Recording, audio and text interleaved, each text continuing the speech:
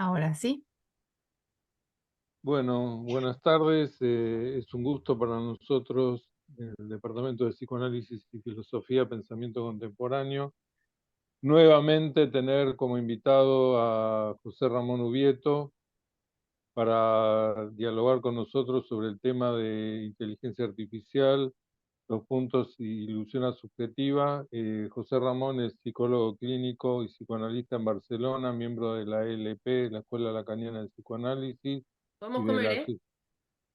y de la Asociación Mundial de Psicoanálisis, profesor de la UOC y colaborador habitual del diario La Vanguardia, que nos llega frecuentemente sus colaboraciones, también de Conversation, el periódico de Cataluña, cuenta con varios libros publicados, también ha participado como invitado en nuestras compilaciones sobre bullying y violencia en las escuelas, diversos artículos en revistas nacionales e internacionales, autor, entre otros, del El padre al iPad, otro Bienvenido Metaverso, y en unos días saldrá publicado su nuevo libro Adictos o Amantes, claves para una salud mental digital. Bueno, un gusto escucharte, José Ramón, te doy la palabra. Muy bien, buenas tardes, buenos mediodías para vosotros. Bien, es un placer también volver a compartir con vosotros estas reflexiones, ¿no? Sobre cuestiones que creo que como analistas nos interesan porque están un poco en esa idea de Lacan de ocuparnos de la subjetividad de la época, tener ese horizonte de investigación y sin duda todos estos asuntos que ahora comentábamos son temas muy de la subjetividad de nuestra época, ¿no? Podríamos empezar, si os parece, situando algunos puntos de partida para después ir profundizando en algunos aspectos, ¿no?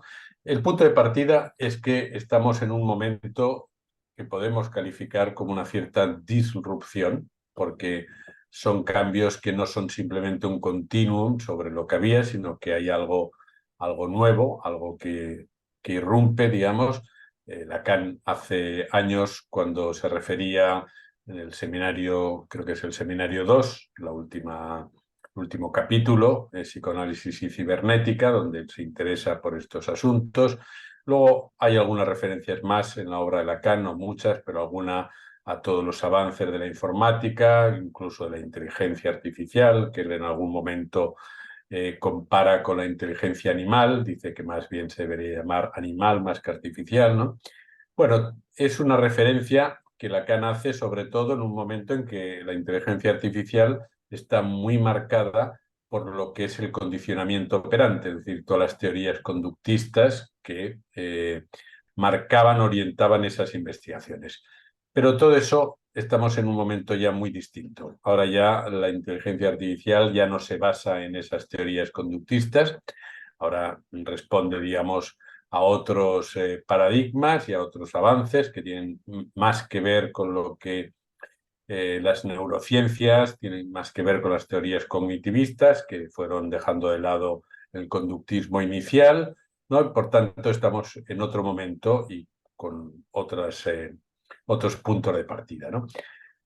Podríamos decir que el punto de partida o el momento en el que estamos ahora, hay un economista muy interesante que se llama Schumpeter, que él tiene un concepto que nos resulta útil, es el concepto de ola tecnológica, ¿no?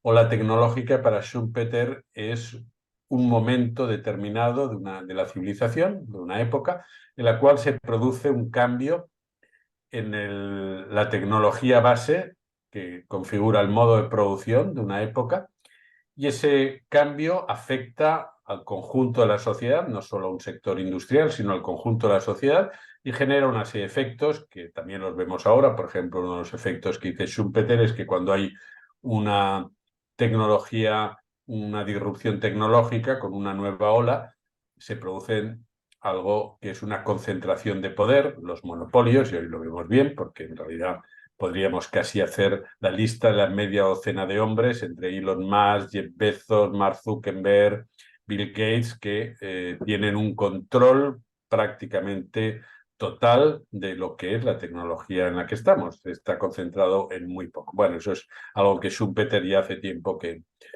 pensó. Entonces, esa ola tecnológica quiere decir que es un momento en el cual muchas cosas, aunque evidentemente no todo, están cambiando.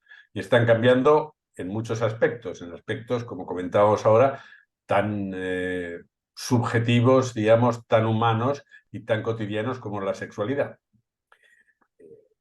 Hoy más del 50% de las parejas se forman a partir de webs y apps de citas, más del 50%, y ya no corresponde a una edad concreta, sino que de cualquier edad. Hay personas de 18 y personas de 70 años que usan habitualmente este tipo de apps. Y ahora con la inteligencia artificial eso todavía se multiplica porque contábamos ahora un poco esta anécdota, que es un caso real, de que muchas de estas páginas web ahora te proporcionan un algoritmo de inteligencia artificial para que haga tu trabajo, digamos, ¿no? El trabajo de cortejar, no sé si la palabra suena en Argentina, cortejar es Sí, como sí. se decía clásicamente, ¿no? En España, cuando iniciabas una relación sentimental, todo ese periodo, digamos, el cortejo, ¿no?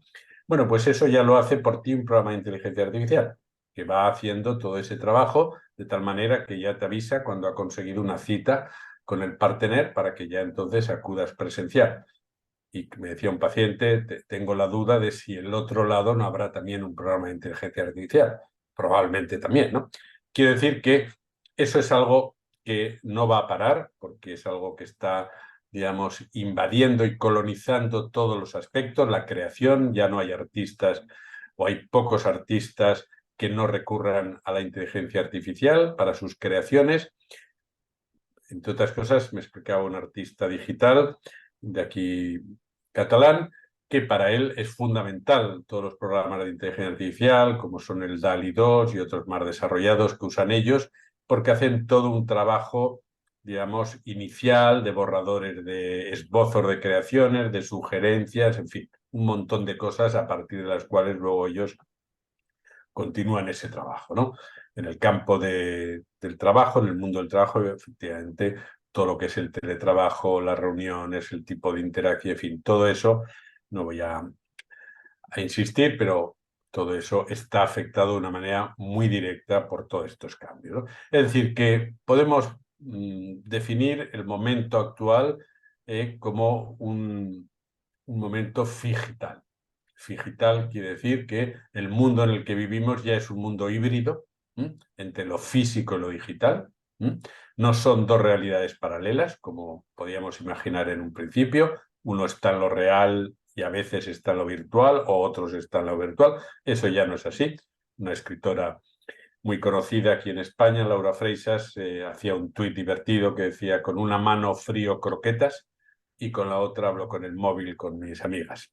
Bueno, eso, digamos, nosotros tenemos una figura topológica muy interesante para eh, explicar esto, que es la banda de Moebius, ¿no? La banda de Moebius es esa superficie que permite, digamos, ingresar por la parte exterior y de repente, sin solución de continuidad, estamos ya en el interior. Es decir, no hay...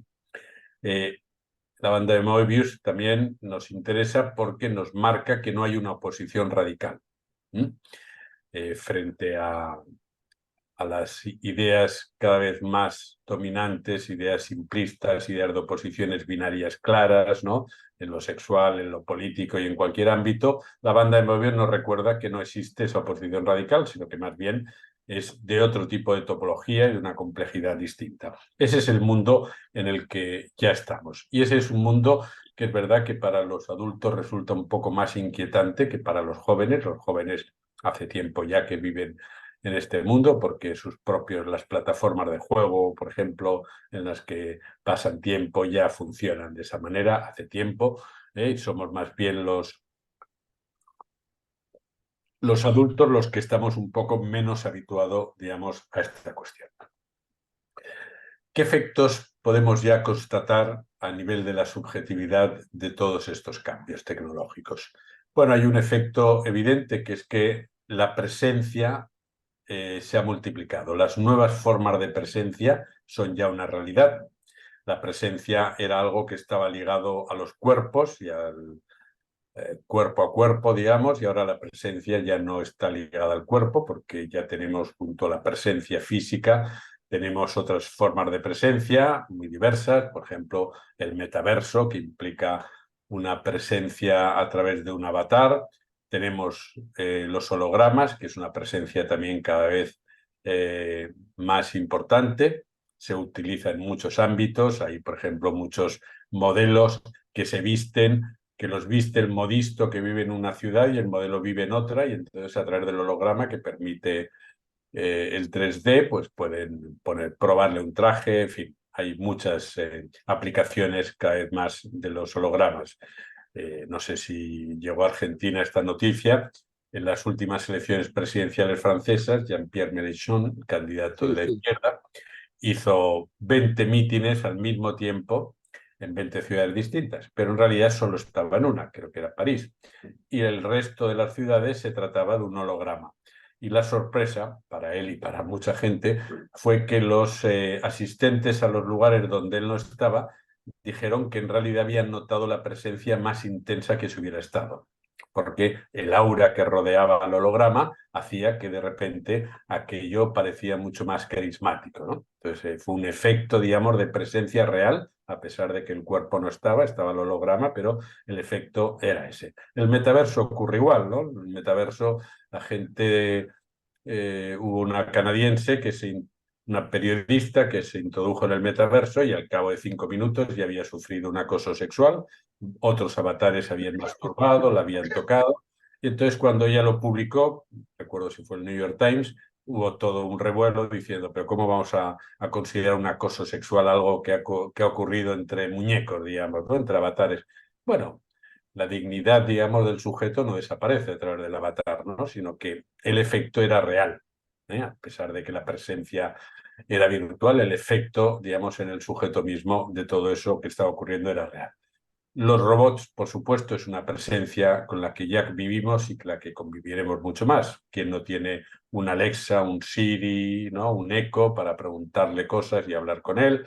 En el tema de salud mental, por ejemplo, los robots son la gran apuesta de la salud mental de los próximos años, ¿no? Cómo sustituir todo lo que es la presencia de los terapeutas, de los profesionales, de los cuidados por robots. Ya se está haciendo en muchos ámbitos de asistencia social a través de robots cada vez más desarrollados. Desarrollados quiero decir que son robots que cada vez recogen más, tiene una base de datos más amplia que incluye muchos aspectos de información de las personas con las que el robot interacciona, de tal manera que ese robot puede estar hablando con el señor este que vive solo, de todos sus hijos, de su familia, porque tiene toda esa información y puede sostener una conversación durante horas sobre los hobbies de ese señor, si le gusta el fútbol, en fin. Es, digamos, todo un desarrollo que va a más y que está extendiendo, digamos, estas formas de la presencia, ¿no? Están además, por supuesto, todos estos cambios realizando eso que Freud en el Malestar de la Cultura ya nos explicaba, que es que los objetos de la técnica extienden la percepción, ¿no? Las gafas la visión, los auriculares la audición, los coches el transporte, la movilidad, es decir, que es una prolongación, digamos, del cuerpo y de sus órganos a través de estos objetos. Eso ya es hoy una realidad, en la realidad virtual, la realidad aumentada, todas estas formas, digamos, cada vez más presentes, ¿no?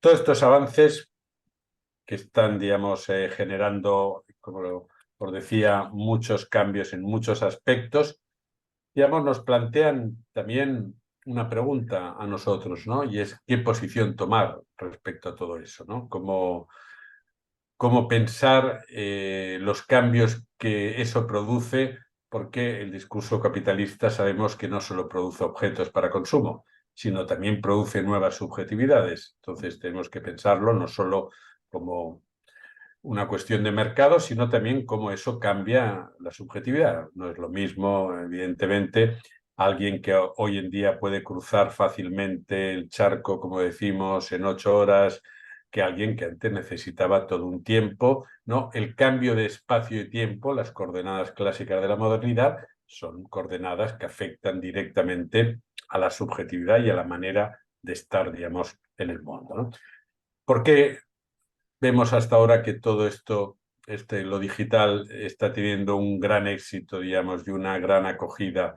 Bueno, porque responde a necesidades psíquicas muy básicas, ¿no? Por ejemplo, la primera claramente es que ofrece una fantasía alternativa a la realidad, ¿no? Que es esa capacidad de escapismo que proponen todas estas tecnologías, que es algo que ya desde la caverna de Platón tenemos toda una literatura y toda una serie de reflexiones sobre eso, ¿no?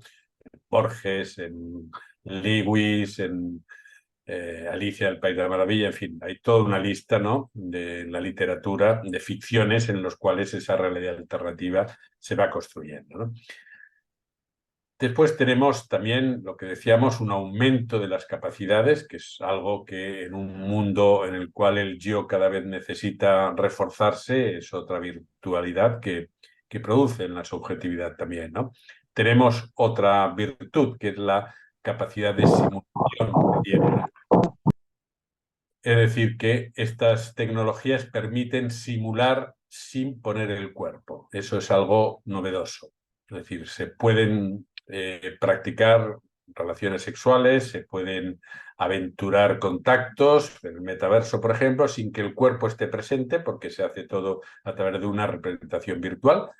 Eso que en el mundo industrial cada vez los gemelos digitales son más usados, utilizados, porque se puede reproducir en un aeropuerto, un gemelo digital de un aeropuerto, que te permite prever flujos de ocupación, un montón de cosas, y anticiparte. También en el nivel subjetivo nos permite dejar el cuerpo a salvo y probar, digamos, otro tipo de vínculos, ¿no?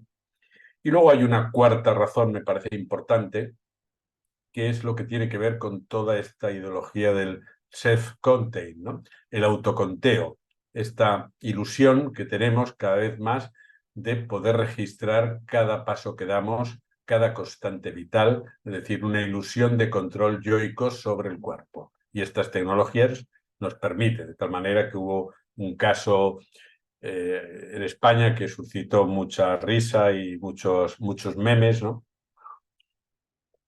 Un señor va al médico y le dice que se encuentra muy mal, que está a punto de sufrir un infarto. El médico lo explora, ve que el señor está normal, que no tiene ningún síntoma, le dice, pero ¿de dónde le sale a usted esta idea? A ver si es un delirante. Y dice, bueno, me lo dice el teléfono. Dice, bueno, pero usted no tiene ningún síntoma, cambie de teléfono, porque no está, digamos, en una situación de preinfarto. Ya, pero yo como siempre me rijo por lo que dice el teléfono, pues he venido por si acaso. Bueno, que es una anécdota divertida, también nos muestra un poco algo muy importante que ahora hablamos con más detalle, que es la delegación que hacemos de las cuestiones fundamentales en la inteligencia artificial y en lo digital. Como delegamos el amor, la escritura, el poder, las relaciones sociales, la política.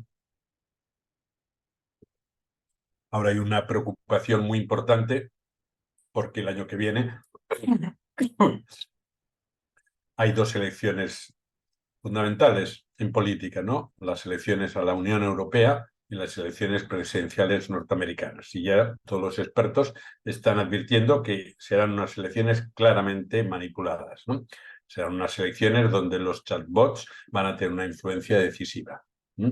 Donde no se va a saber ya, digamos, toda la información que circula, las fakes, todos los envíos de mensajes personalizados han alcanzado ya un nivel de sofisticación que van a alterar claramente el resultado de esas elecciones y es una preocupación importante, sobre todo en la Unión Europea, por lo que supondría pasar del equilibrio actual, que es un equilibrio de centro-izquierda, a un equilibrio claramente de derechas, que cambiaría muchas reglas, muchas regulaciones que todavía tenemos, ¿no? Bien, ¿cómo posicionarnos entonces delante de estas cuestiones? Tenemos dos ideas, me parece, interesantes, ¿no? Una es de Hannah Arendt, cuando ella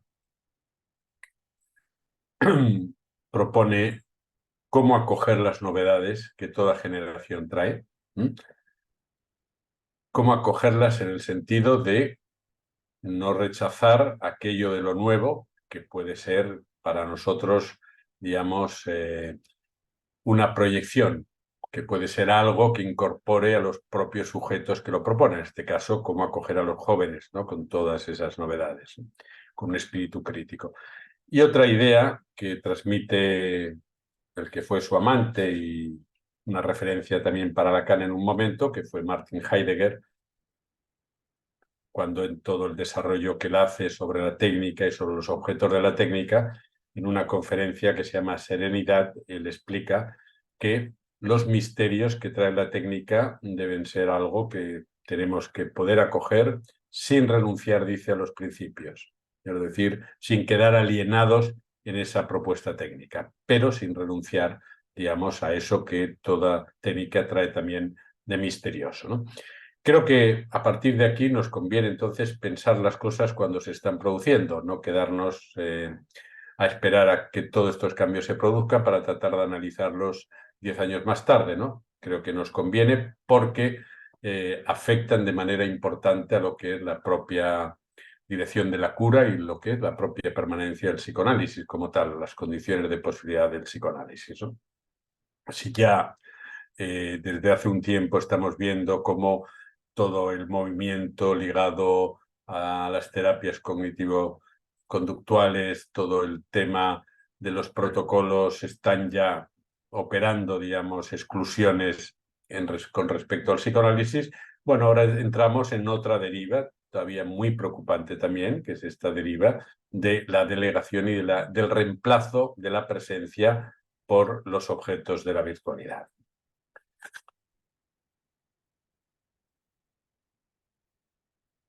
Podemos entonces tratar de elucidar con espíritu crítico estas novedades desde una perspectiva psicoanalítica, ¿no?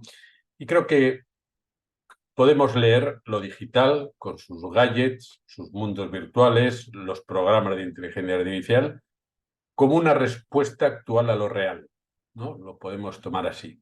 Una respuesta de época frente a lo real. Una respuesta a lo real en tanto la fuga de sentido, ¿no? A lo real en tanto aquello que ya no se puede, digamos, rodear con toda una serie de discursos, por ejemplo, todos los discursos de la religión, todos los discursos, digamos, que bordeaban eso y que daban un sentido.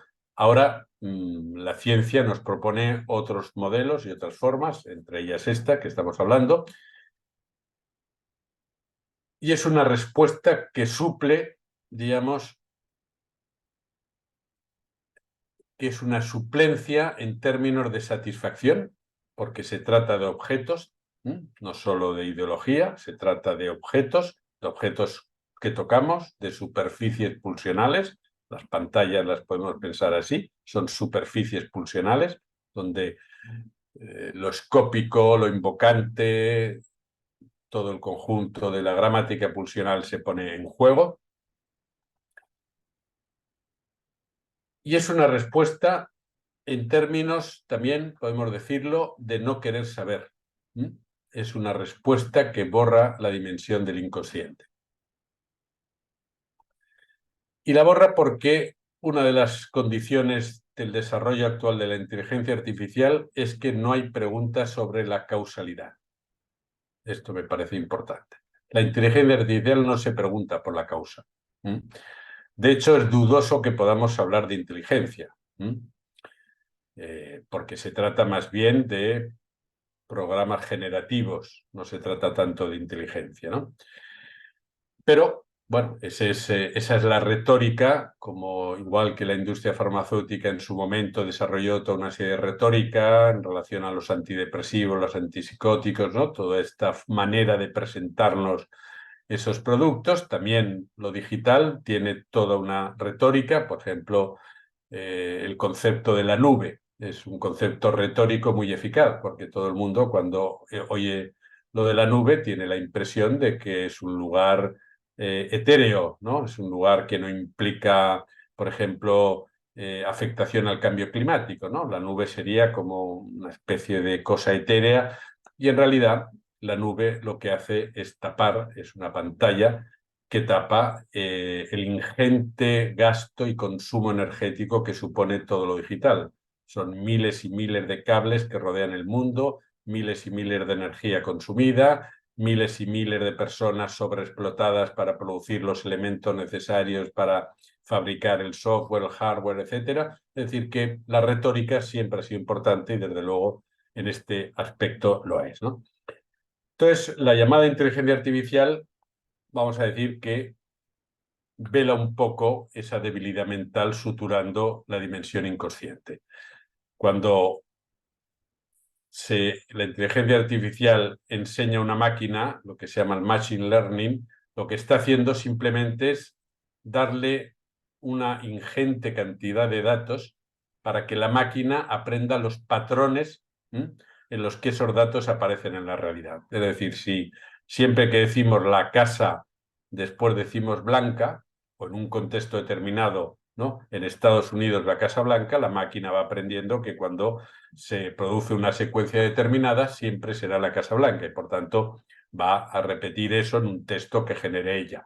Pero no tiene ni idea de qué quiere decir la Casa Blanca, ni le interesa. No hay una pregunta sobre el por qué. Y eso es importante porque ahí es donde queda elidida la causalidad. La inteligencia artificial, por ejemplo, se vanagloria de que tiene una capacidad en estos momentos de detección de tumores cancerígenos mucho mayor que cualquier otra técnica de radiodiagnóstico, ¿no? Incluso Geoffrey Hinton, que es uno de los padres de la inteligencia artificial, que hace poco se fue de Google porque se asustó de la deriva que todo eso estaba tomando. Bueno, este hombre, digamos, se reía un poco de los radiólogos diciendo que eran como los coyotes que han llegado al borde del abismo y no sabe que se van a caer, para decirles que se buscasen pronto otro trabajo porque se iban a quedar sin trabajo, ¿no? Porque la inteligencia artificial es mucho más capaz de ellos de interpretar o de localizar en una radiografía un tumor, puesto que puede ver millones y millones en un segundo, mientras que un radiólogo a lo largo de su vida a lo mejor ve 10.000, ¿no? Claro, pero el problema es que luego la inteligencia artificial no puede interpretar eso y no puede, digamos, explicar el porqué. Y el porqué sabemos que es fundamental para el sujeto. Lo digital tampoco incluye la pregunta por otra cosa, ¿no? Lo digital no se pregunta, ¿y si hubiera pasado esto, qué hubiera ocurrido? Tampoco forma parte, digamos, de la lógica en la que se construye la inteligencia artificial, ¿no? Lo que se llama lo contrafactual, en lógica modal, lo contrafactual es ese acontecimiento o situación que no ha sucedido en un universo actualmente observable, pero que podía haber ocurrido. Lo contrafactual está excluido por la inteligencia artificial. No es una posibilidad de pensamiento lo que no ha pasado, ¿no? El filósofo Byung-Chul Han decía que la inteligencia artificial es incapaz de pensar porque es incapaz, lo decía en francés, de faire l'idiot, ¿no? De hacer el idiota. Por eso no puede pensar, porque no puede hacer el idiota, ¿no? Ya que es demasiado inteligente para ser un idiota. Demasiado inteligente en el sentido este de es demasiado capaz de manejar los datos, de tratar los datos, pero no de comprender los datos. Podemos decirlo de otra manera, el inconsciente no se puede clonar. El inconsciente, digamos, no es algo que la inteligencia artificial pueda, la lengua no es algo que la inteligencia artificial pueda entender. Puede entender el lenguaje, incluso puede entender algunos sintagmas irónicos si están establecidos, ¿no? Si se repiten siempre, puede, digamos, introducirlos en su base de datos, pero no puede entender un lapsus o no puede explicar, digamos, el uso particular de la lengua de cada sujeto. El doble sentido, la ironía, ¿no? Son modelos lingüísticos que se usan en la llamada inteligencia generativa, famoso chat GPT-4, que lo que hacen es calculan estadísticamente, es un cálculo estadístico de probabilidades, ¿no? En matemáticas conocen las matrices, ¿no? Que son estas tablas en la cual se van articulando factores. Si la inteligencia artificial hoy estamos hablando de ella y tiene prestigio, no es tanto por ella misma, sino porque el desarrollo de lo cuántico permite que en estos momentos haya en todo el mundo supercomputadores capaces de multiplicar infinitas matrices al mismo tiempo. Y eso es lo que está permitiendo que la inteligencia artificial ahora mismo desarrolle aplicaciones. No por ella misma, sino por la capacidad de los supercomputadores que le permiten hacer esos cálculos mucho más rápido. Pero en realidad la inteligencia artificial no ha añadido muchas cosas nuevas en todos estos años, ¿no? Son patrones repetidos que combinan textos, lo cual simplifica efectivamente las decisiones. Los textos, por ejemplo, que usan periodistas. Mi hijo es periodista y a veces utiliza algunos de estos programas y entonces cuando le preguntas cómo funciona, te explica, bueno, sí, lo hace muy bien, pero no tiene ningún interés lo que dice, en el sentido que es absolutamente,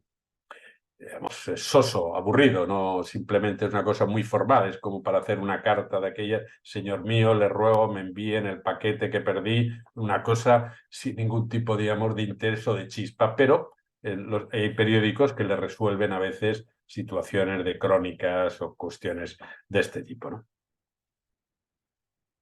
Saber, decía Lacan, es otra cosa que lo que hace la inteligencia artificial, ¿no? Porque saber implica gozar de la adquisición de este saber y las máquinas de momento no gozan.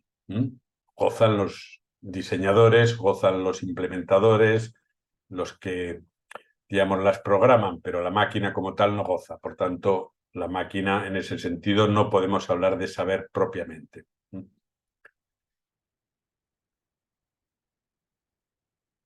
Otra creencia que tenemos también que tomar en cuenta de lo digital es que la inteligencia artificial y lo digital en general tienen la ilusión de domar el decir. Es una ilusión muy ambiciosa, de tratar de domar el decir, ¿no? De programar el deseo. Y degradar entonces lo que es la singularidad, lo que nosotros podríamos entender como singular, el modo singular de goce de cada uno del inconsciente. La inteligencia artificial trata de hacer una especie de customización de la demanda, es decir, de identificar lo singular a una customización de la demanda. ¿Qué es lo que cada sujeto pide? Y a eso se reduce, digamos, el concepto de singularidad para la inteligencia artificial.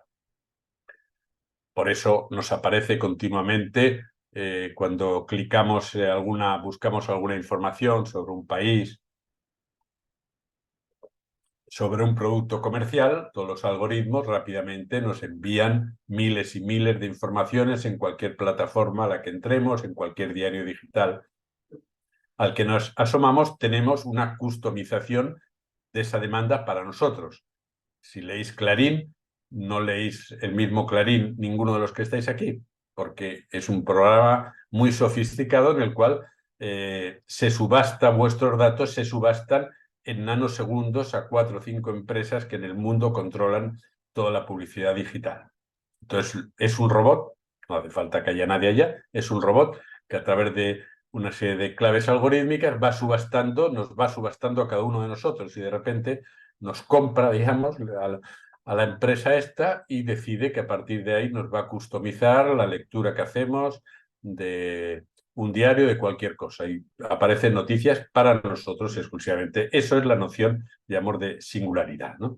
Por supuesto que todo eso no es nunca sin consecuencias y ya podemos ahora constatar algunas de esas consecuencias, ¿no?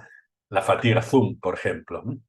Lo que se llama la fatiga Zoom, que en realidad es el hartazgo que produce el sostener la imagen en lo virtual sin la presencia del cuerpo. Hay muchas empresas internacionales, multinacionales, en las cuales ya, por ejemplo, la mayoría de ejecutivos, consultores y personas que trabajan en ella se reúnen diariamente sin pantalla, sin ningún tipo de imagen.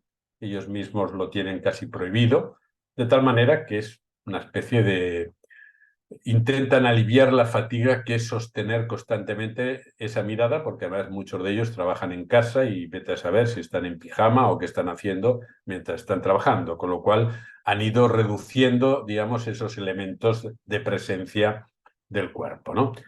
Por supuesto, los errores que provoca la inteligencia artificial sabemos que son muchos en muchos aspectos. Si tenéis la curiosidad y entráis en alguno de estos programas y le preguntáis sobre vosotros mismos, pues encontraréis que cada día os dice una cosa distinta. Un día habréis nacido en un lugar, otro día habréis nacido en otro, tal.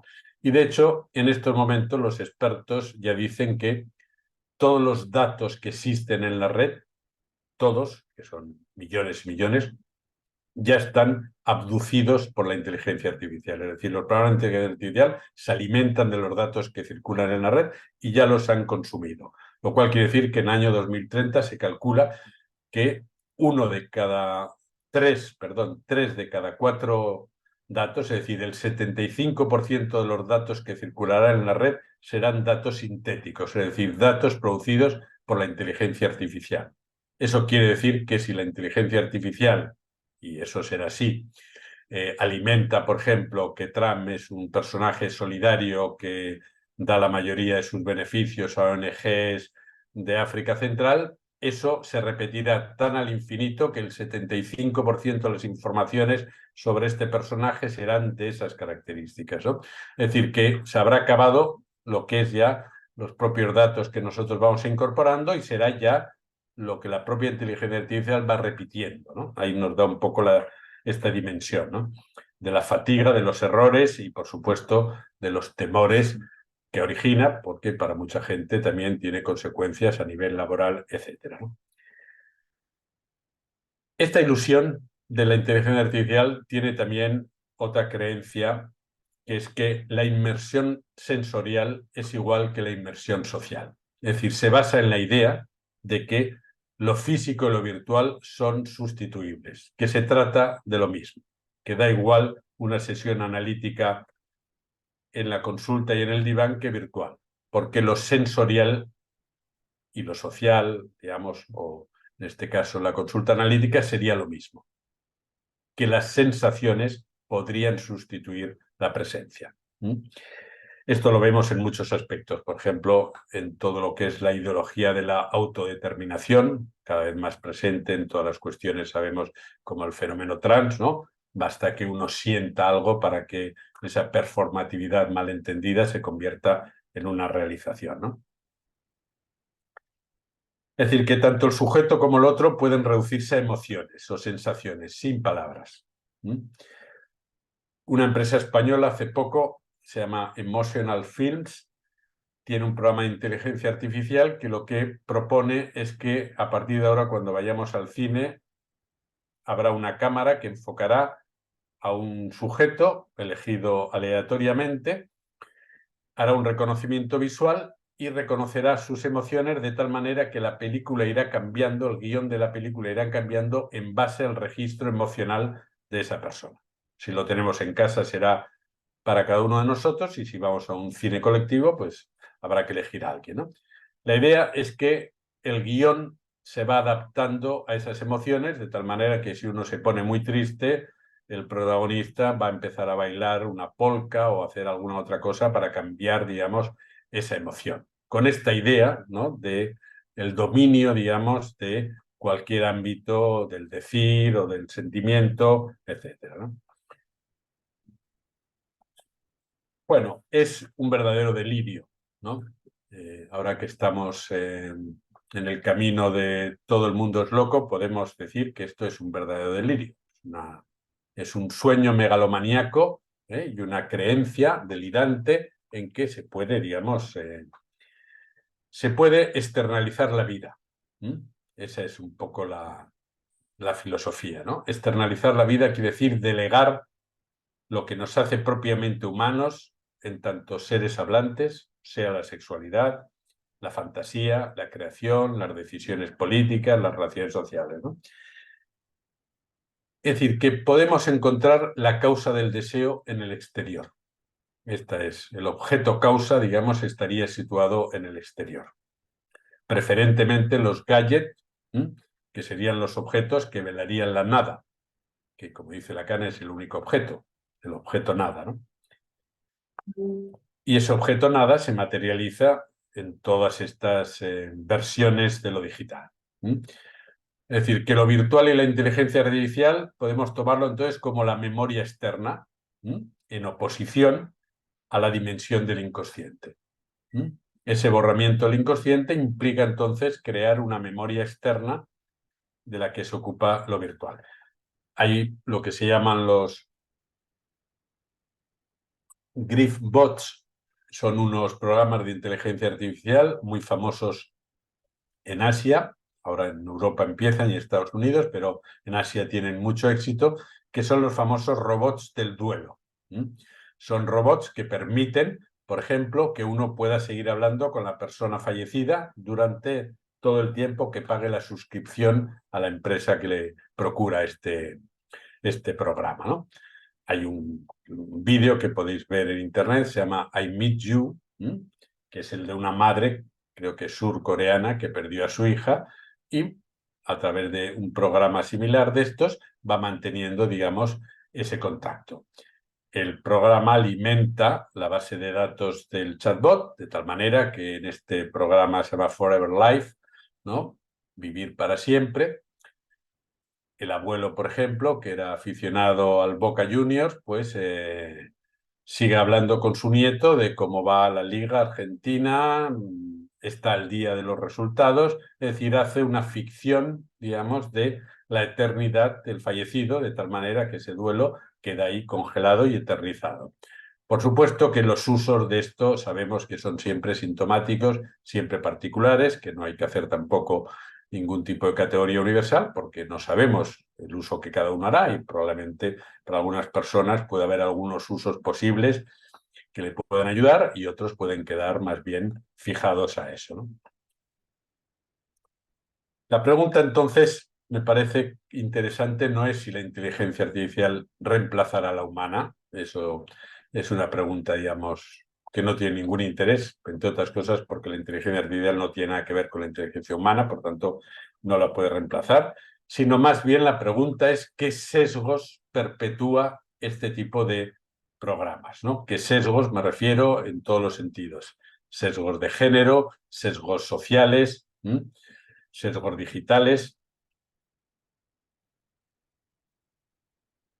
porque es un tipo de inteligencia basada en este no querer saber, en la idea de que el lenguaje del pensamiento está separado del cuerpo, que una cosa es el cuerpo y otra es la realidad psíquica del ser hablante. Ese es el ideal transhumanista, y el ideal también de cierta teoría queer, que piensa que se puede separar radicalmente el cuerpo del ser hablante.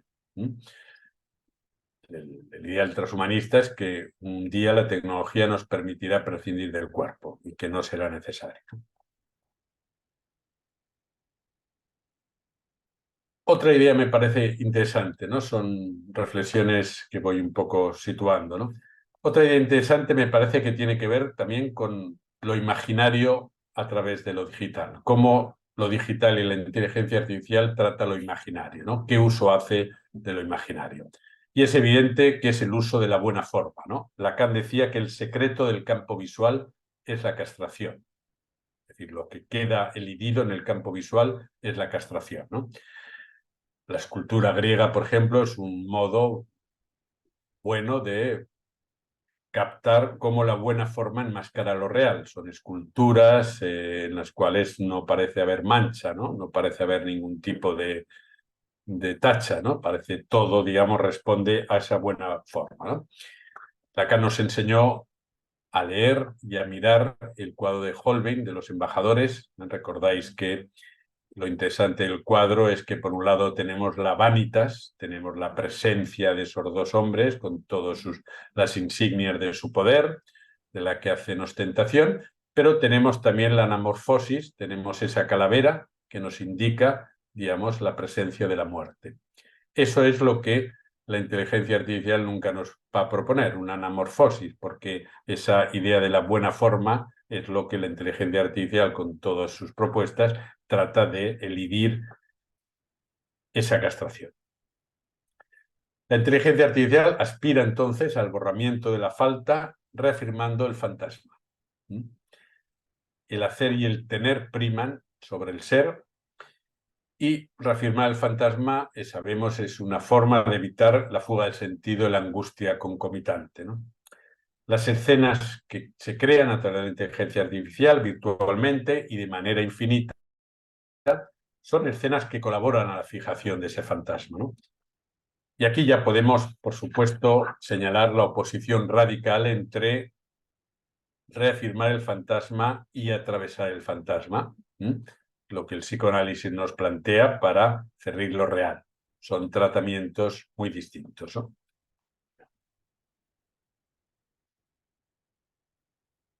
En la pulsión escópica, nos recordaba Lacan, es una observación interesante que hace en el seminario de los nombres del padre.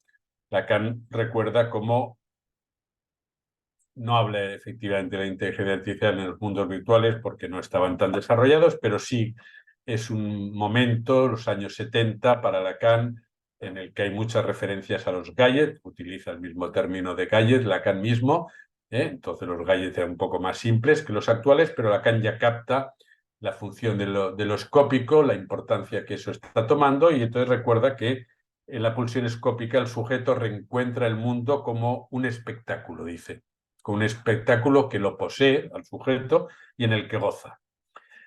Dice que el poder de lo escópico convierte al sujeto en víctima de un señuelo, porque el sujeto cree desear porque se ve como deseado.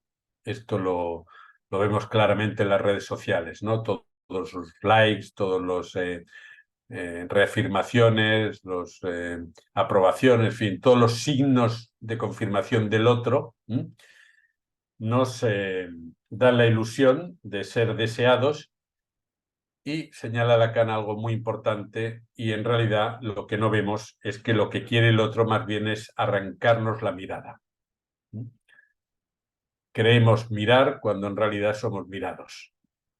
Los reality shows y todos estos fenómenos mediáticos en los cuales estamos convencidos de que somos nosotros que estamos mirando a todos esos fenómenos, no nos damos cuenta que en realidad son estos fenómenos que nos atrapan a nosotros, ¿no? Es nuestra mirada la que está ahí atrapada, ¿no?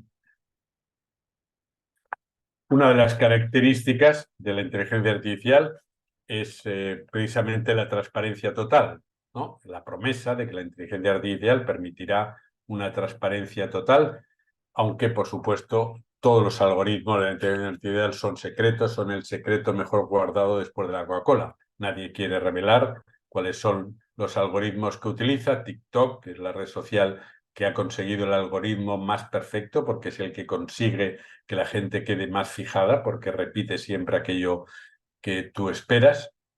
Es un secreto totalmente guardado, ¿no? Pero ese afán de visibilidad, podemos decir, esa promesa de transparencia, en realidad tapona más bien la profundidad del ser, ¿no? Sabemos que funciona, digamos, como una desconexión del sujeto con el mismo, con lo íntimo del mismo, ¿no? Esa visibilidad, esa transparencia es más bien una pantalla, ¿no? El sujeto, en su condición de ser hablante, queda enredado en esa proliferación de imágenes, ¿no? Como decía Lacan, de sensaciones, de emociones, queda más bien desposeído y desconectado tanto del lugar como del vínculo, ¿no? Espacio y tiempo son dos coordenadas que desaparecen. Eso hace que el síntoma parezca entonces reducido a una forma de adicción, ¿no? Afortunadamente no es así, porque sabemos que el síntoma resiste. Por eso el último libro, que ya está en España, ya está disponible, que se ha publicado esta semana, lo titulé Adictos o Amantes, porque es un libro que plantea la cuestión de si tenemos que considerar a los niños y adolescentes, se dirige a la infancia y adolescencia, si nos conviene considerarlos como adictos o como amantes. Si lo hacemos como adictos, además de la patologización y criminalización que implica, nos encontramos con una paradoja, ¿no? Y es que es una adicción un poco curiosa, porque es una adicción que no cortocircuita al otro, es una adicción que siempre requiere del otro. No es que el sujeto está con el objeto. Por supuesto que hay momentos en que el sujeto está con el gadget y se satisface a él mismo sin el otro, pero el uso que los adolescentes o los niños hacen de esos objetos implica al otro en las quedadas que hacen, en lo que comparten, no solo los niños, sino en los sujetos en general, ¿no? Es decir, que reducir los adictos es simplificar mucho porque el síntoma toma otras formas. Todos tenemos casos clínicos en donde vemos cómo cada uno hace un uso sintomático de los gadgets, los errores, los lapsus, en fin, todas las cosas que alrededor de ellos pasan, ¿no?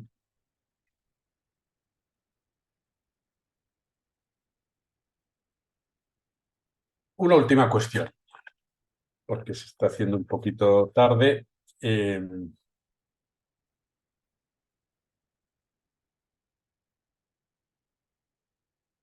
La inteligencia artificial tiene otra trampa, que es el toque amistoso, el toque smart, ¿no?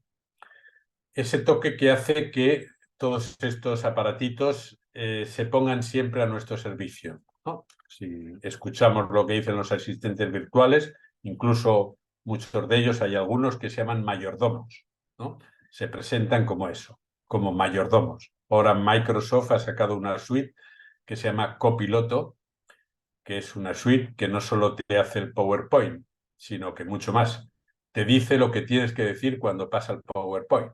Es ya el colmo del colmo. O sea, ya todos los profesionales, estos congresos médicos que ponen el PowerPoint, se pasan la vida con el PowerPoint, bueno, pues ahora ya no tienen ni siquiera que pensar qué van a decir, porque ya el copiloto les cuenta qué tienen que decir de cada una de las pantallas que pone, ¿no?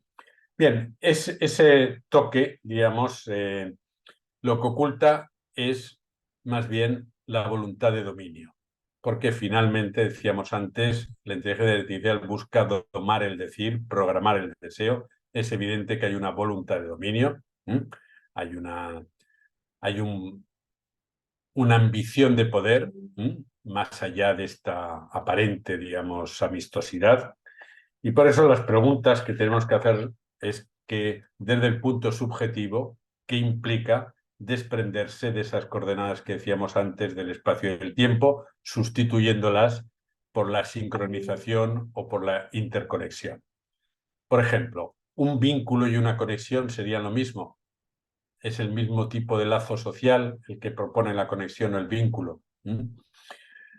Yo creo que no. Creo que una conexión es un vínculo unilateral en el cual el otro es prescindible, mientras que un vínculo es algo que requiere la presencia del cuerpo, requiere el tiempo, tanto espacio y tiempo no se liden en un vínculo, cosa que una conexión se pueden sustituir. Cómo pensar una subjetividad sin una experiencia vivida y sin el cuerpo con el que interactuar. El límite más importante de la inteligencia artificial es que no tiene experiencia vivida. La inteligencia artificial no. Cuando se dice, bueno, puede generar textos, puede generar obras de arte, igual que Bach, igual que Rembrandt, sí, pero no lo genera por una experiencia vivida, porque no existe esa experiencia vivida. Lo genera a partir de lo que ya hay. En cambio, esa dimensión, digamos, de lo singular del sujeto no está. La apuesta del psicoanálisis, por supuesto, es radicalmente distinta a lo que nos propone la inteligencia artificial, ¿no? Pero eso nos tiene que hacer pensar también en algo que señalaba Jacques Alain Miller cuando hablaba de que tenemos que adecuar la clínica, dice, sin nostalgia. Esto creo que es si no recuerdo ahora mal, es en la conferencia de People, del encuentro que tuvimos en Bruselas, la conferencia final. Miller habla de adecuar la clínica, dice, sin nostalgia, ni amargura, ni espíritu de venganza. Creo que estas indicaciones nos ayudan, digamos, a pensar en la dirección de la cura, en la clínica, en unos términos en los cuales hay cuestiones que las tenemos también que revisar, ¿no? Pero, en mi opinión, ese trabajo de adecuar la clínica no excluye la presencialidad. Creo que no es posible el psicoanálisis sin la presencialidad de los cuerpos en la sesión, lo cual no excluye que podamos hacer usos virtuales, pero sí excluye el psicoanálisis virtual.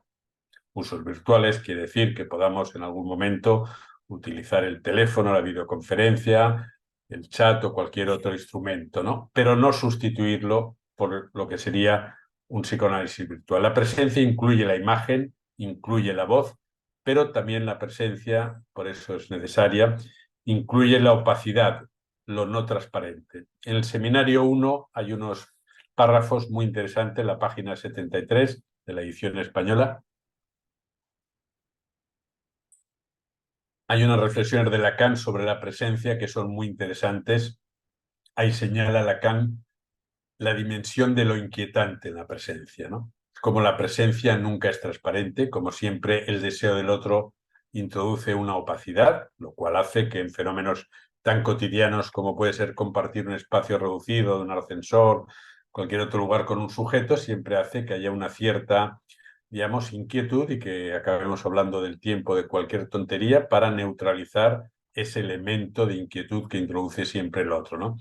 Esto en informática se hizo muy patente cuando en los años 70 un catedrático de arquitectura de computadores, un tal Mori, un japonés, expuso una tesis que llamó el Valle Inquietante para señalar algo que él había descubierto, y es que cada vez que los robots, los avatares o las creaciones virtuales se asemejaban mucho al humano, al sujeto, es decir, era una reproducción casi exacta del sujeto, surgía lo siniestro, surgía lo inquietante, ¿no? Y este propio Mori cita a Heinz y a Freud. Heinz es el psicólogo alemán en el que Freud se inspira para lo siniestro, los cita como referencias para explicar cómo ese casi igual es lo que hace surgir lo siniestro porque aparece aquello que nos espera, ¿no? Entonces hay algo de la presencia, de ese inquietante de la presencia, que no se puede sustituir por la imagen, no es traducible a la imagen, ¿no? Acá lo llama el misterio de la presencia, lo opaco de ese deseo del otro y del goce, ¿no? La ausencia del cuerpo, entonces, su sustitución por la imagen en la pantalla, imposibilita producir una expansión por el cuerpo. Es difícil, podemos decir, tocar lo real sin el analista presente, porque lo imaginario y su invasión de sentido velan. La angustia afloja sin el cuerpo, es verdad, cuando el cuerpo no está, la angustia se afloja, pero es a costa de lidir entonces eso material del agujero pulsional, eso que queda, digamos, que no puede quedar absorbido por la imagen. ¿Cómo usar el silencio sin encarnarlo entonces, ¿no? Cómo pensar en eso virtual, en el estatuto que el silencio tiene cuando no está el cuerpo, ¿no? Cómo salir de esa ilusión de horizontalidad que sitúa al analista y analizante en el mismo plano de la escena, ¿no? Se dice que Internet es metatópico porque está más allá de cualquier lugar propio, no está situado en un lugar, sino que está en esa nube que decíamos, ¿no? Pero el psicoanálisis podemos decir que más bien es hipertópico, no está en la nube, ¿no?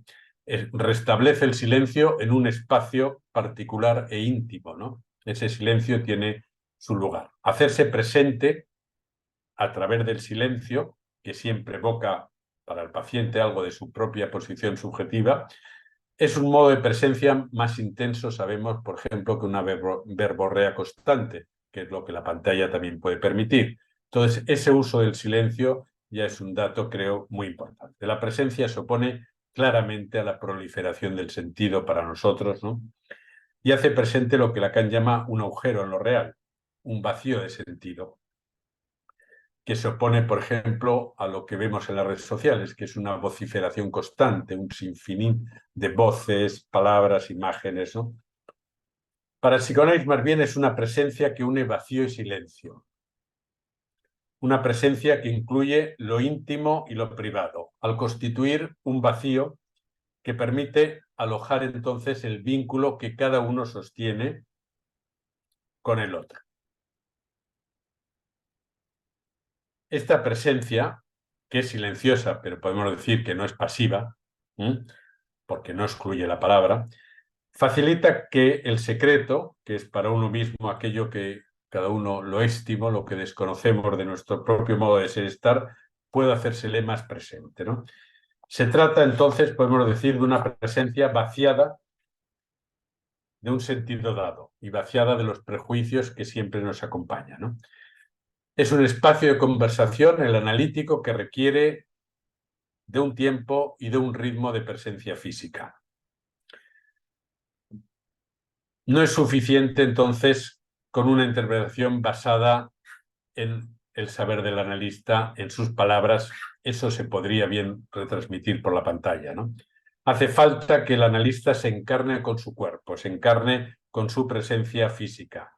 La manera, sabemos, de recibir a un paciente, de despedirlo, el tono, los gestos, en fin, toda una serie de cuestiones que son manejos habituales en la transferencia, ¿no?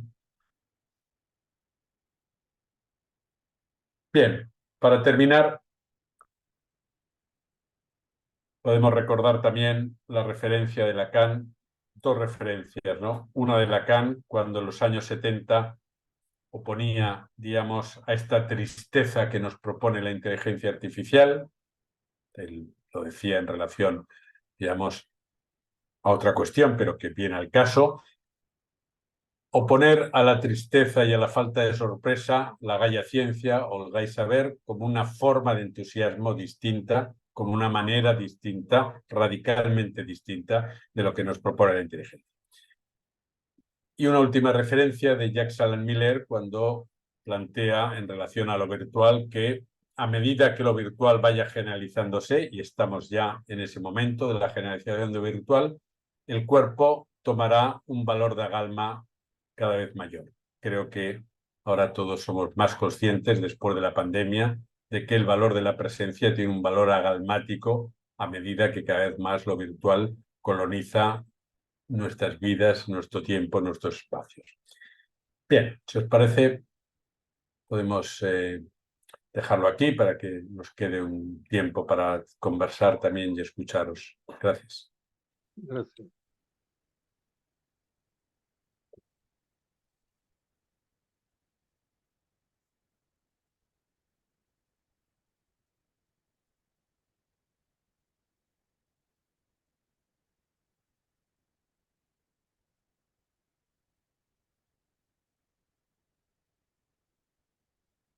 Sofía Peralta Ramos, veo que levantó la mano. Sí, hola, bueno, muchísimas gracias, José, por la exposición, la verdad, súper interesante. Me quedo pensando en muchas cosas, pero tengo por ahora dos cuestiones. Una es, acá, si esto que hablaste de la IA, de este intento de domar el deseo, de degradar el modo singular de deseo, ¿no? Si no se puede pensar eso como una estrategia de la IA, como algo de esa estrategia obsesiva que Lacan trabaja, ¿no? Esto de el obsesivo rebajando el deseo a la demanda, ¿no? Si no se puede pensar algo de eso. Y la otra cuestión es que Heidegger en la conferencia, lo voy a leer porque lo tengo acá, en la conferencia La Cosa, habla, se pregunta acerca de la cercanía y la distancia. Y voy a leer algo muy cortito que dice Heidegger, que es, ¿qué es la cercanía si la infatigable supresión de las distancias la ha llegado incluso a descartar? ¿Qué es la cercanía cuando con su ausencia permanece también ausente la lejanía? ¿En qué consiste esta uniformidad en la que nada está ni cerca ni lejos, como si no hubiera distancia?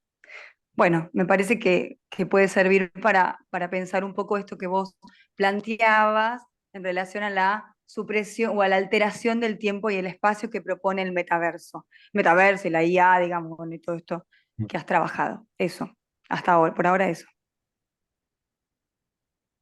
Muy bien, si queréis podemos escuchar más intervenciones, luego trato de responder algunas cosas que pueda.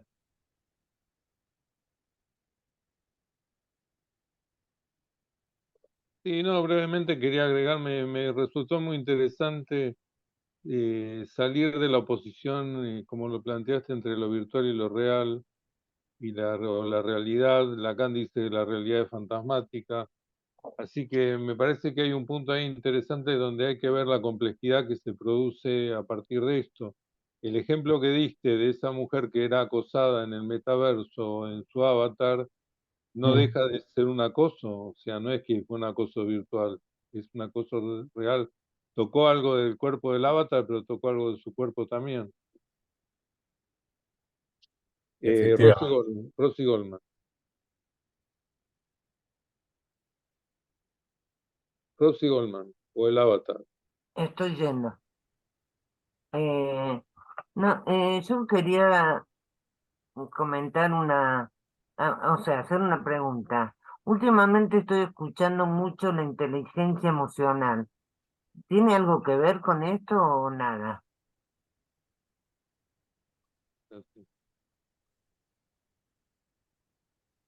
Bueno, podés ir retomando. Mm. Vamos. Sí, bueno, sobre esta última cuestión de la inteligencia emocional, eh, directamente, digamos, no tiene que ver en el sentido de que son orígenes distintos, ¿no? En cuanto a la procedencia. Pero es verdad que la inteligencia emocional sitúa lo que es el campo de las emociones y de las sensaciones, ¿no? En un primer plano, como una guía para el sujeto. En ese sentido, podemos decir que sí, ahí coincide, ¿no? En algunos aspectos, ¿no? En la reducción de lo que sería la complejidad del sujeto a una emoción, que por otra parte, un sentimiento, como el propio Lacan indicaba, el sentimiento, ¿no? Esa idea de que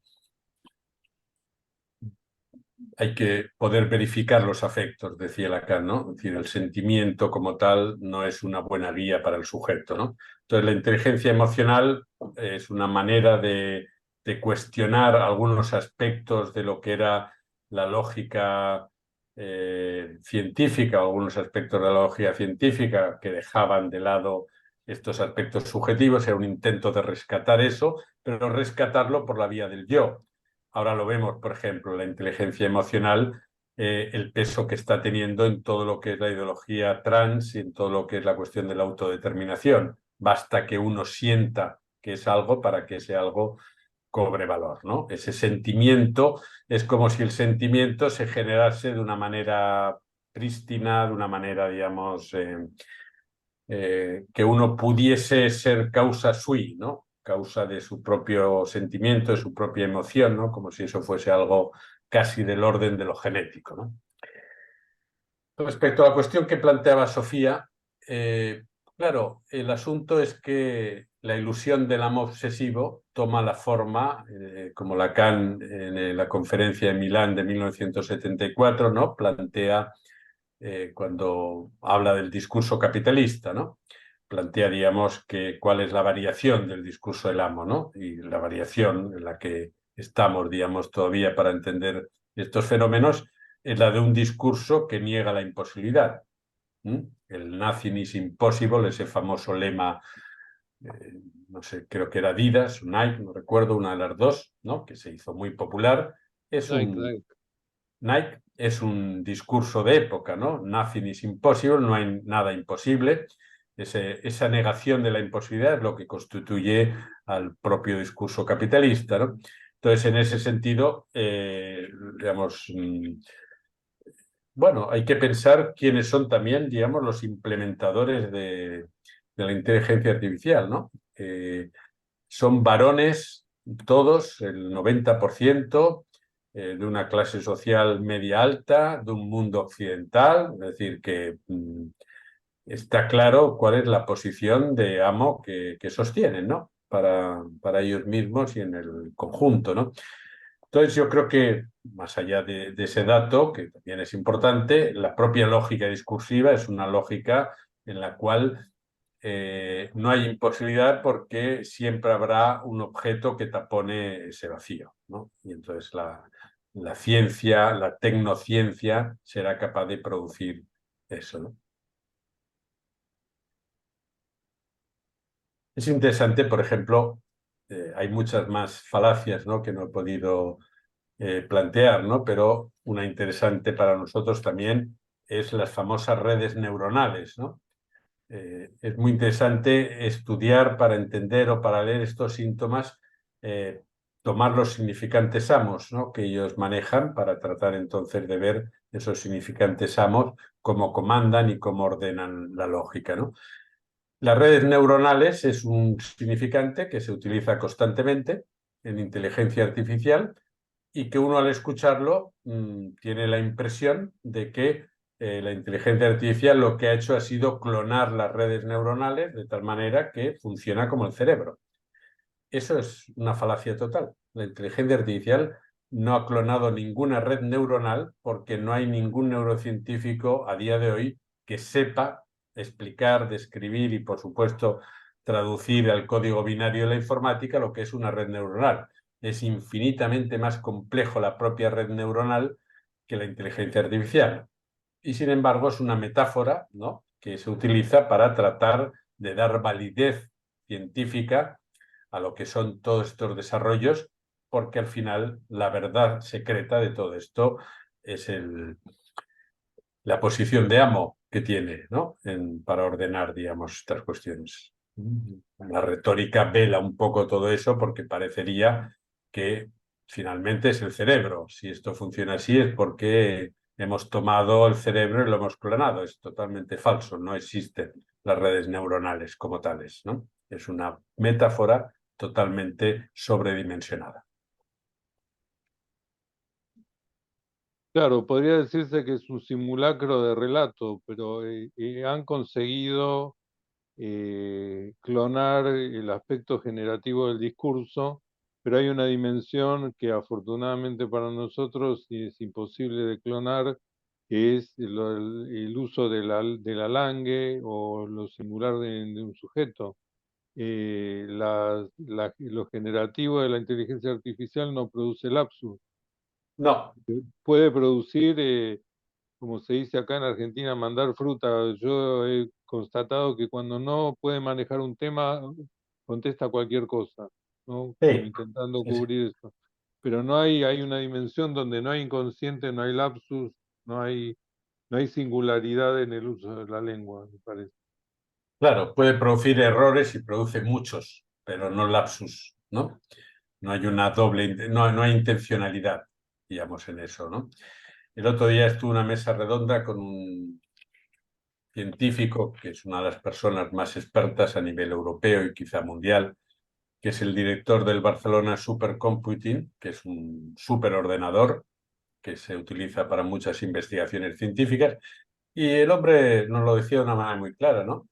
Dice, la inteligencia artificial es un cuento chino que nos están vendiendo, que se reduce a una multiplicación exponencial de matrices, es decir, nosotros, los que nos dedicamos a la supercomputación, les estamos dando los recursos para que ellos puedan multiplicar al infinito estos datos, pero no tienen ni idea de cómo funciona todo esto, ¿no? Y ese es un problema de carácter político también, ¿no?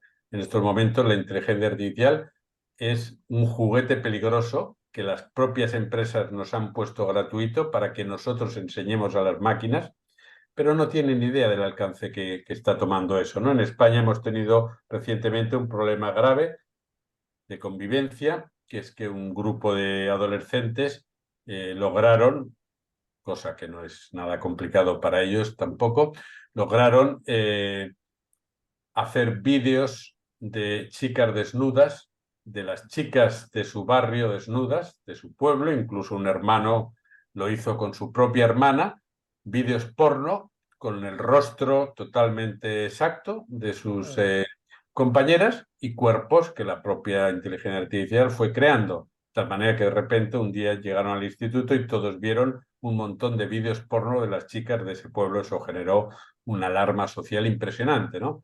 Y esta paradoja, que una familia tenía que pagarle indemnización a su hija por lo que había hecho el hijo, ¿no? En fin, son cosas absurdas, pero que nos muestran, digamos, el carácter delirante que tiene todo este asunto, ¿no? Creo que dos Claudias querían hablar. Ah, sí. Sí, ¿cómo estás, José? Muchas gracias. Muy Bueno, bien, Claudia. desarrollaste un montón de cosas, pero hay algo que dijiste al principio, después lo retomaste. Cuando dijiste que podía escribir una carta sin ningún interés ni ninguna chispa, que eso es lo que se lee. Yo la otra vez leía algo escrito por la inteligencia artificial y se nota algo de eso. Y es esto que decían recién, ¿no? No hay intencionalidad y no tiene, vos dijiste, no, la inteligencia artificial no tiene una experiencia vivida. me parece que eso se plasma en eso que escribe o que puede escribir, ¿no? Hay algo de esto de la dimensión de lo singular del sujeto que ahí no aparece.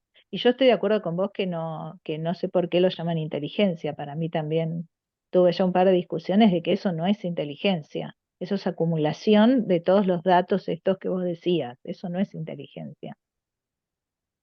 Sí, sí. Muchas gracias todo lo que desarrollaste. Está muy bueno. Claudia, Y las caballero. referencias.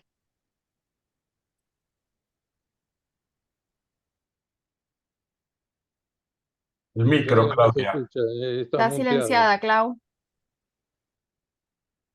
Perdón, no me daba cuenta. Sí, quería bueno, un comentario pronto, digamos, con respecto a lo que sucedió recién, de cómo vamos enseñando a estas inteligencias con los chatbots famosos que muy humildemente te dicen, yo aprendo a partir de las preguntas que va haciendo la gente, ¿no? Eso por un lado con respecto a esto que surgió recién. Pero lo que yo quería consultarle a José, si es tan amable de repetir, en la última parte de su trabajo, vos mencionás, ibas a hablar sobre dos referencias de Lacan. Y comenzaste diciendo que la tristeza que nos opone la inteligencia artificial, y no pude anotar lo que seguía porque el hecho de mencionar la palabra tristeza me llevó a algo, digamos, o sea, distrajo mi atención porque me pareció una palabra, digamos, interesante, ¿no? De mencionar. Y me perdí la parte de cuál sería, digamos, a qué cuestión se contrapone, si bien puedo imaginarla, ¿no? Pero si pudieras repetir esa última parte de tu trabajo, porque ya te digo, me quedé muy tomada por este término de la tristeza de la inteligencia artificial, que me parece muy atinado, ¿no? Sofía Peralta Ramos.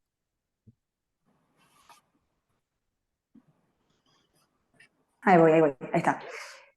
Bueno, no, por un lado, esto que decían del sin chispa, Byung-Chul Han, que José hizo referencia en el libro No Cosas, no sé si era de ese libro, pero bueno, ahí él habla de que la inteligencia artificial y dice que el patos es, es el comienzo del pensamiento y la inteligencia artificial es apática, es decir, sin patos sin pasión, ¿no? Y que el Big Data sugiere un conocimiento absoluto, predecible y controlable, ¿no? Que esto es un poco lo que decía José, pero bueno, que el psicoanálisis sabemos que se trata de un saber no todo, ¿no?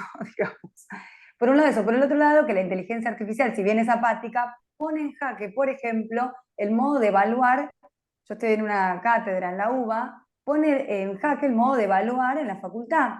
Nosotros tenemos, uno de los exámenes es hacer un trabajo domiciliario y nos estamos preguntando en la cátedra si seguir dando el examen domiciliario, porque por ahí no este año, pero cuando eso se vaya, digamos, mejorando, bueno, los alumnos van a copiar y pegar, ¿no? Digamos, bueno, entonces me parece que la IA, si bien es apática, abre interrogantes de, por ejemplo, en la facultad, además como analistas también, pero además en la facultad, ¿no? ¿Cómo seguir evaluando a los alumnos?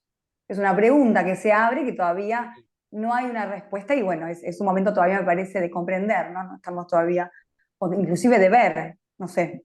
Bueno, eso. Rosy. No sé si está. Yo quería ubicar una cosa. Creo que lo que decíamos de la inteligencia artificial como simulacro de relato, este carácter generativo, de alguna manera podríamos decir que hay cierta cercanía con lo que es para Lacan el sujeto del significante. Lo que está claro que la inteligencia artificial no puede sustituir es el parletre del cuerpo hablante. Ese punto es inimitable, por más que haya algoritmos de preferencia de cada sujeto. Parece que ahí es donde está el punto imposible de capturar. Lo que sí la inteligencia artificial afecta, incide al cuerpo hablante, eso no hay duda. Bueno, perdón. José. Sí, no sé, Rosy, si querías intervenir. No sé, en está. este mundo tan borrador del deseo, negador de la castración y del amor, y tan con esta inteligencia artificial, pensaba cómo se hace lugar el psicoanálisis. Se apunta justamente al deseo, a la singularidad, y no a este movimiento que anula la singularidad. Ujú. No sé, un tema a conversar, ¿no? Bueno, gracias. Eh, Bueno, son todas cuestiones muy interesantes, ¿no? Hay un holandés que es un hombre que se dedica mucho a temas de inteligencia artificial, se llama Kerr Lobbink. Este hombre tiene un libro que se llama Tristes por diseño, ¿no? Es un libro interesante desde el punto de vista, digamos, de todos estos temas. No tiene nada que ver con el psicoanálisis, ¿eh? Pero es interesante la reflexión que hace porque señala justamente este efecto de tristeza que introduce lo digital y que lo introduce porque elimina la sorpresa. La inteligencia artificial, lo digital, aspira al monitorizaje, ¿no? Aspira a monitorear, digamos, antes hablaba yo del teléfono ese que te dice tus constantes vitales, te programa. La inteligencia artificial aspira a programarte, por ejemplo, un viaje. Lo podéis hacer por el chat GPT-4 y decir, bueno, quiero ir a la Patagonia 5 días, ¿no? Entonces te lo dice todo, dónde vas a comer, dónde vas a dormir, qué actividades vas a hacer, a qué horas vas. O sea, te hace una cosa absolutamente, una escaleta, como dicen, totalmente definida, ¿no? Entonces, la tristeza, digamos, es la desaparición de ese elemento de la sorpresa, que decía Lacan y Miller, ¿no? La sorpresa es aquello que está por venir y que introduce elementos, digamos, no programados, ¿no? Y por eso cuando Lacan opone el gay saber, no la gaya ciencia, lo pone justamente por el lado del entusiasmo como algo que introduce ese elemento de la singularidad del sujeto y del entusiasmo que está completamente borrado en esa programación, ¿no? Decía Mario, esta cuestión interesante. Claro, lo que tenemos que ver es que lo que la inteligencia artificial nos propone como singular es la demanda, porque es lo único que puede proponer. No incluye el deseo, porque no hay la dimensión inconsciente. Entonces, la demanda es simplemente reducir el deseo a la demanda. Si nosotros decimos I like Perú, la inteligencia artificial toma como una demanda ese me gusta Perú y te empieza a proponer todas las cosas posibles con el significante Perú. Si pones Chile, te lo propone. Te puedes arriesgar que en lugar de enviarte a Chile, te envíe a los chilis, ¿no? Porque los errores hacen que la inteligencia artificial se produzcan chistes de ese tipo, ¿no? Entonces te empiezan a recomendar chilis para la comida, en lugar de Chile, que era lo que tú querías, ¿no? Pero en todo caso, lo que hace es customizar, tomar el deseo como demanda, que es la operación obsesiva, y empezar, digamos, a darte raciones de Chile, ¿no? Claro, no tiene otra posibilidad porque no hay la dimensión del deseo, no puede, no figura, ¿no? Lo que decía Sofía de la evaluación, bueno, desde el punto universitario es un desastre. Para nosotros quizá no es tan desastre, ¿no? Desde el punto universitario es un desastre en el sentido de que el saber universitario ya está subsumido por la inteligencia artificial, ¿no? Si tú le pides de repente a un alumno que te haga una pequeña monografía sobre la psicosis paranoica, pues el GPT-4 te lo va a hacer inmediatamente. Entonces, no sabes si estás evaluando al alumno o a...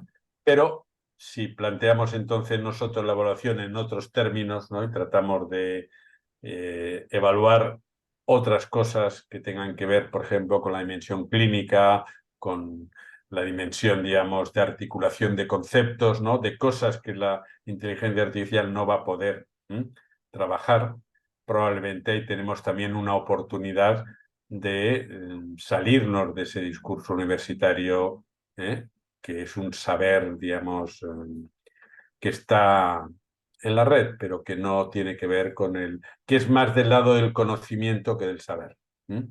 Digamos, el GPT podemos situarlo en la inteligencia artificial del lado del conocimiento, no del saber.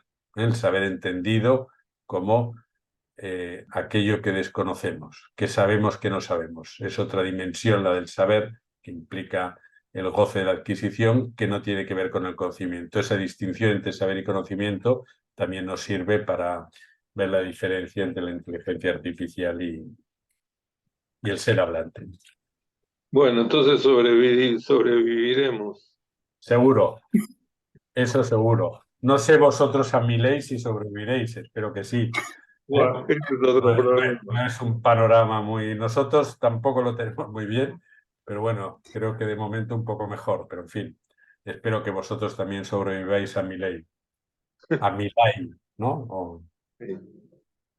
Bueno, pueden desmutearse. Muchas gracias, José Ramón, y nos veremos. Muchas gracias. Gracias. Gracias. Muchas gracias. Muchas gracias. Gracias. Muchas gracias. Chao. Nos encontramos el 20 de octubre. Bueno, Bueno, buenísimo. Gracias, Hasta José. luego. chao. Chao.